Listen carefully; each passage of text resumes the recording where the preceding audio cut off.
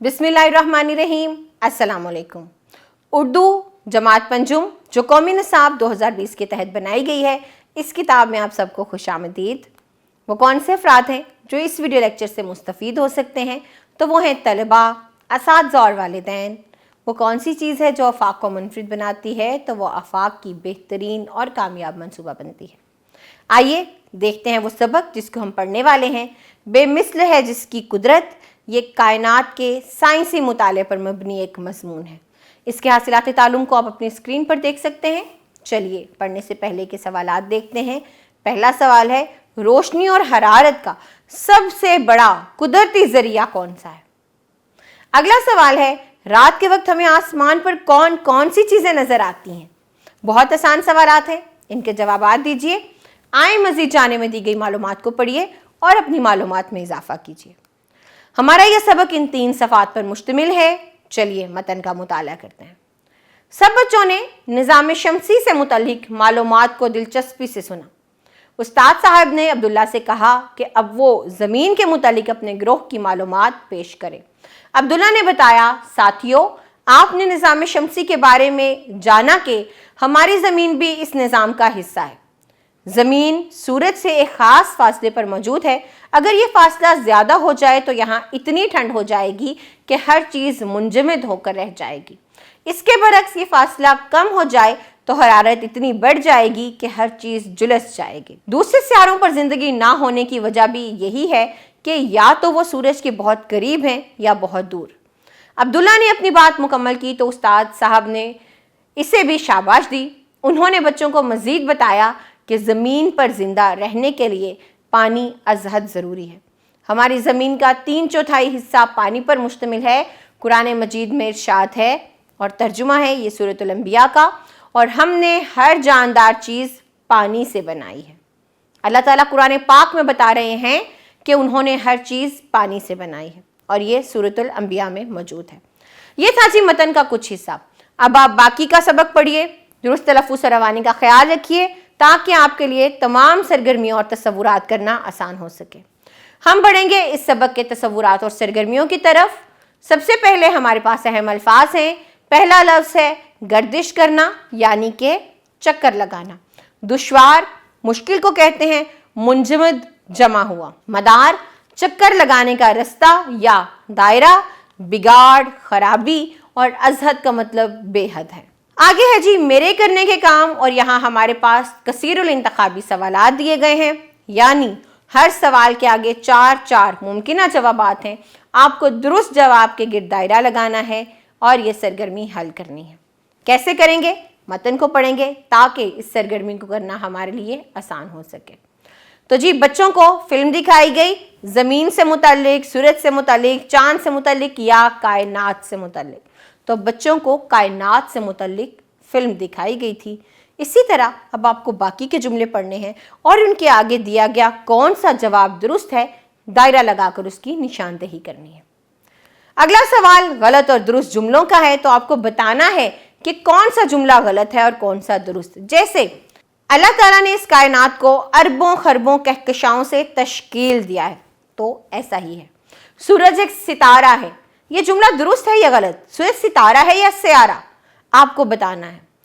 बाकी के तमाम जुमले पढ़िए। मतन के मुताबिक कौन सा जुमला गलत है और कौन सा दुरुस्त है उसके बारे में बताइए। आगे सवालात के जवाबात की सरगर्मी है। आपको हर सवाल का जवाब मतन में से तलाश करके लिखना है और अपने असातिज़ा या वालिदैन को दिखाना है। बात से निकले बात की सरगर्मी की तरफ बढ़ेंगे, और यहाँ एक इबारत है जिससे आपको तवज्जो से सुनना है और फिर सवालात के जवाबात देने हैं। मैं इबारत पढ़ती हूँ, आप तवज्जो से सुनिए। सूरज के बेशुमार फ़ायदे हैं, इनसे हमें रोशनी और हरारत मिलती है। अगर सूरज से रोशनी ना मिलती तो दिन के वक्त भी हर तरफ अंधेरा होता। इसकी हरारत और रोशनी से अनाज, सब्जियां और फल पकते हैं जो हमारी खुराक हैं। इसकी हरारत की बदौलत पहाड़ों पर मौजूद बर्फ पिघलती है, जिसकी वजह से दरियाओं में पानी आ जाता है। ये पानी पीने के अलावा खेतों को सैराब करने के काम भी आता है। इसी तरह सूरज की हरारत से दरियाओं और समंदरों का पानी भाप बनकर ऊपर उड़ जाता है। बुलंदी पर हवा के दबाव की कमी की वजह से जब दर्जा हरारत कम हो जाता है तो ये भाप नन्हे नन्हे कतरों का रूप इख्तियार कर लेती है। पानी के यही कतरे बाद में बारिश बनकर बरसते हैं, जिससे खेत और बागात सरसब्जो शादाब हो जाते हैं। ये थी इबारत।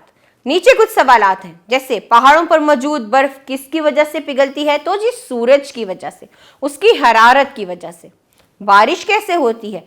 तो जब जो बुलंद पहाड़ हैं उन पर हवा की कमी की वजह से दर्जा हरारत कम हो जाता है, तो वो कतरे भाप बन जाते हैं और ऊपर उठ जाते हैं। यही कतरे बाद में बारिश की शक्ल इख्तियार करते हैं और बरस पड़ते हैं। अगला सवाल है जी, अगर सूरज ना होता तो क्या होता?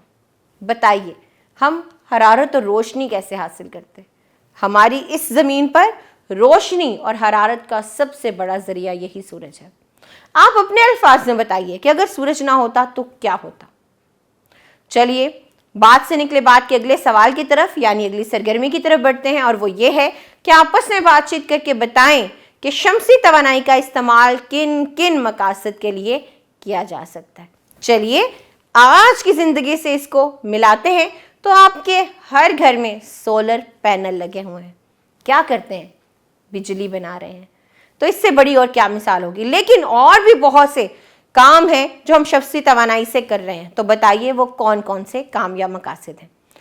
आगे बढ़ते हैं जी, कवायद की सरगर्मी देखते हैं। और हमारे पास सरगर्मी क्या है कि फ़ाइल और मफ़ूल को मद्देनज़र रखते हुए दुरुस्त फ़ेल का इस्तेमाल करें और जुमले मुकम्मल करें। तो पहला जुमला है, राबिया ने मज़ामीन लिखे। तो आप देखिए कि हमारे पास 3 जवाबात थे, मज़ामीन लिखा, लिखी या लिखे। तो दुरुस्त जवाब है लिखे। हम ये तसव्वुर पहले कर चुके हैं, हम फ़ाइल की फ़ेल से मुताबिकत और मफ़ूल की फ़ेल से मुताबिकत पढ़ चुके हैं। उस तसव्वुर को याद कीजिए, अपने जहन में दोहराइए और इस सरगर्मी को हल कीजिए। अगला जुमला है जी, लड़कियां चाय पीती हैं।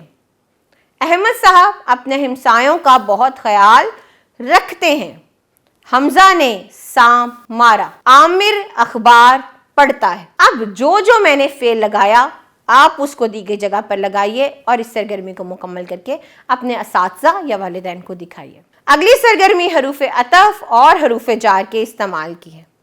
बाग में फूल खिले थे। में क्या है? हरूफ जार है। अहमद दादी जान को दिलो जान से प्यार करता है। तो दिलो जान वाव आया और यह हरूफ अतफ है। अहमद बाजार से सब्जी लाया। से हरूफ जार है। हसन सुबह शाम दान साफ करता है। तो ये हरूफ अतफ का जुमला है। अपनी पढ़ाई पर तवज्जो दो और पर हरूफ जार है। आगे है जी लफ्ज़ों का खेल। और मिसाल के मुताबिक आपने हर लफ्ज़ के हर हर्फ से एक नया लफ्ज़ बनाना है। जैसे उस्ताद, अलिफ सीन ते अलिफ दाल, इन तमाम हरूफ से एक एक नया लफ्ज़ बनाया गया है। अलिफ उस्ताद का अलिफ, अनाज, सीन साल, ते तालीम, अलिफ उर्दू, दाल दोस्त। इसी तरह सूरज, आप सूरज के सीन वाव रे और जीम से नए हरूफ बनाइए और लिखिए। ना सिर्फ सूरज बल्कि हरारत, फिजा, ज़मीन और मुश्तमिल के भी हर हर्फ से नए अल्फाज बनाइए। इससे आपके ज़ख़ीरा अल्फाज में इजाफा होगा।